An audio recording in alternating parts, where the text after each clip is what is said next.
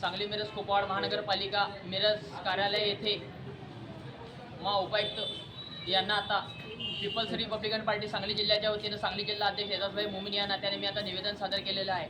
मिरज शहरामधील विविध समस्या विविध प्रश्नावरती आज मी आता उपायुक्त यांना निवेदन सादर केलेलं आहे। त्या निवेदन सादर करण्याचं कारण असा की मिरज शहरातील निकृष्ट रस्ते आणि त्यात खड्डे आणि अपघाताचा प्रश्न एवढा गंभीर झालेला आहे मिरज शहरामध्ये की कुठेही अपघातांचे प्रमाण वाढलेले आहे। अपघाताचं कारण म्हणजे स्पीड ब्रेकर गतिरोधक नसल्यामुळे अपघात व्हायला लागले, खड्ड्यामुळं हे पावसाचं पाणी साचल्यामुळं रोगराई, स्ट्रीट लाईट रात्री बंद, सकाळी उशिरापर्यंत पददिवे चालू, काही ठिकाणी चालू तर काही ठिकाणी अंधार, काही ठिकाणी मोकाट कुत्र्यांचा प्रादुर्भाव जास्त असल्यामुळे लहान बालकांचे लचके तोडलेले आहेत, ते पण अपघात मोठ्या प्रमाणात चाललेले आहे। मिरज शहरामध्ये मोकाट कुत्र्यांचा प्रतिबंध कधी होणार हा सतत प्रश्न प्रत्येक संघटना प्रत्येक पक्षाने देऊन पण प्रशासन काय जागे झालेले नाही आहे। त्यामुळे पावसाळ्याचा ऋतू चालू असल्यामुळे जिथे तिथे रोगराई वाढलेली आहे, त्यावर प्रतिबंध म्हणून औषध फवारणी, स्वच्छता, गटारी तुंबलेले आहेत। गुंटेवारी भागामध्ये अजून पण छोटे नाले, गटारीचा